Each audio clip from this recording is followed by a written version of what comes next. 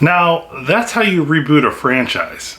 Hey, what is up everybody? It's me, Anthony, here to give you guys another movie review, and this time it is for the Ghostbusters sequel we all been waiting for, Ghostbusters Afterlife.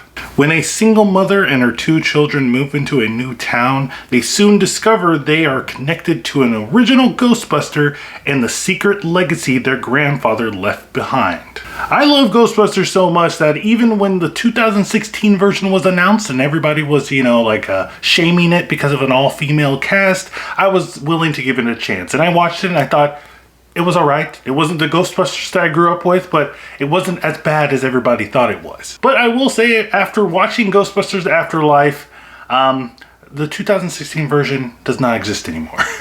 It's erased from history. It's a blip in the mind. This is the true Ghostbusters sequel / reboot / reimagining that we've been waiting for 30 years. I mean, I've been alive for only 32, so it's so damn good. At the time of me leaving the theater, I was like, you know what? I think this movie is my favorite movie of the year. And upon hours of thinking and reflecting about it, it still is. It might be my favorite movie of the year. But the main thing that I think that they get right is just the details. All the details of this Ghostbusters movie. I mean, they bring in lore from the past films and they connect them and intertwine them very, very well. There is a little bit of loose ends here and there, but we'll get to those later. But they did a really good job of establishing the lore from the first two films, carrying it over to this film and expanding upon it. I mean, it's been 30 years since the original film, so you're gonna have to assume that there's going to be some cameos, some callbacks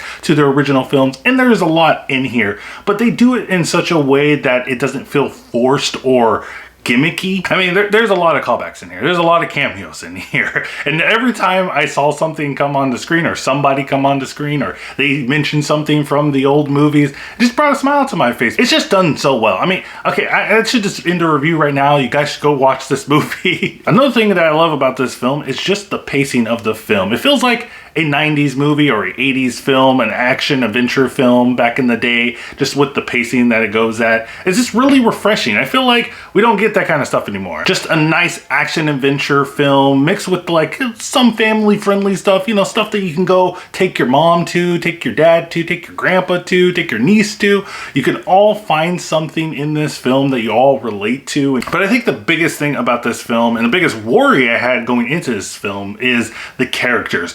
Are they going to just, have some shoe-in characters that are just like similar to the past Ghostbusters and have the same quirks and all this stuff? That's in this film, but I think that the way that they deliver it, again, just like the details and the lore and everything else, they just did a good job with it. You can tell that the casting and the way that they wrote the characters, they had a lot of love for the lore. They appreciated the Ghostbusters. They didn't want to mess this up. And I gotta say, Mackenzie Grace, who plays the lead here, she's perfect. I mean, I didn't know what I was gonna get in for with this movie. I mean, you tell me in the trailers that this girl is like related to a Ghostbuster and she has like the same glasses as Egon and all that stuff, and it's like, I mean, are they gonna do it like this? But like I said, it just comes off really, really well. They do have an explanation of why she's like so like her grandfather in the film. And they have some moments where they try to confront that issue and talk about it. But I don't think they do a really good job at explaining that or resolving that kind of storyline. But I'll give it a pass because the rest of the movie is just so damn good.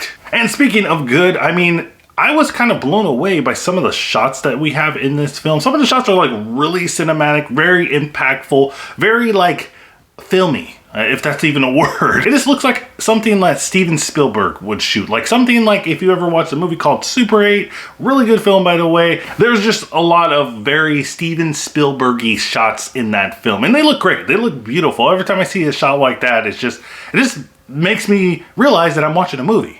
Even though I already know I'm watching a movie, but it just looks like that's just a movie. That's a movie. And I gotta say, I don't know if it's just me, the hype and the bias of me liking Ghostbusters so much and me enjoying this film, but the action sequence that we have with the kids when they have their first like ghost hunt pretty much, it's iconic to me. It's already iconic. The movie's only been out like a couple weeks.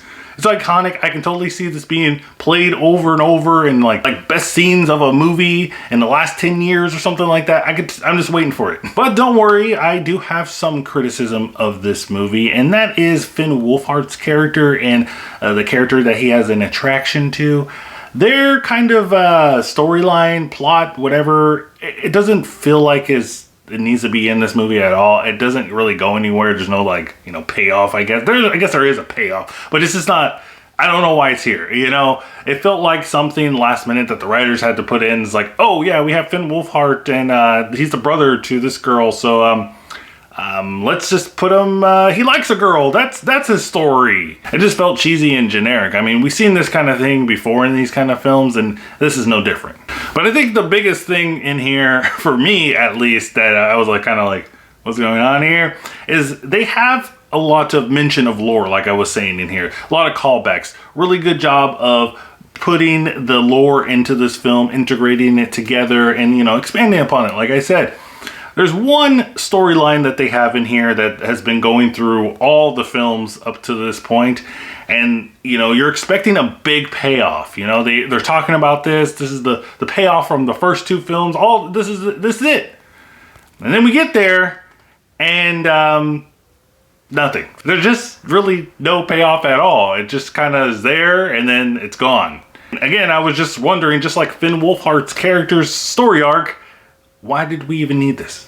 Why? But overall, guys, I think that Ghostbusters Afterlife is amazing. I love this movie. Great way to reboot the franchise. Great way to reintroduce these characters after so long. There's an end credit scene. There's 2 of them. Just to let you know if you haven't seen it already. Be sure to check those out. You know, at this point, you should just know by now. If you go to the movie theaters, check on your phone. Is there end credit scenes to this movie? Always do that, because every time I see these people leaving the theater, and I'm like, especially in Marvel films, it's like 12 years into Marvel films, and I'm like, you guys are still leaving the theater after the movie ends? What the heck are you doing? But I love this movie, guys. This is just everything I wanted. You know, nostalgia mixed together with like newness, the filming, the photography, the acting, everything is great. I love this movie. But let me know what you think in the comments down below. Did you like it? Did you hate it? Do you like this one better than the 2016 version? I think I already know the answer to that question. Don't forget to check out my Twitter, guys, so you can stay up to date with my channel. Don't forget to like and subscribe on this video and my channel in general. And remember, guys, keep watching movies.